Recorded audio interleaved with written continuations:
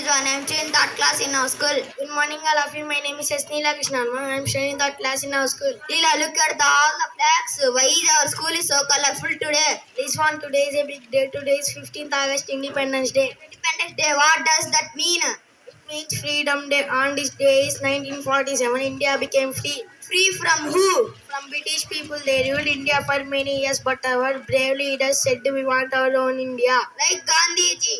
Yes, Gandhiji, Nehruji, Bhagat Singh, Jhansi Rani, all of them, they worked very hard for us. Wow, so that's why we have holiday today. No, just to holiday, we also hoist the flag, sing songs and say thank you to soldiers. Our flag is so colorful, orange, white, green. Yes, that's Tiranga, orange for bravery, white for peace, green for farmers and the blue will Ashoka Chakra. I feel so proud to be Indian. Me too, let's make a promise. What promise? Study will be honest, love India. Then let's tell to everyone.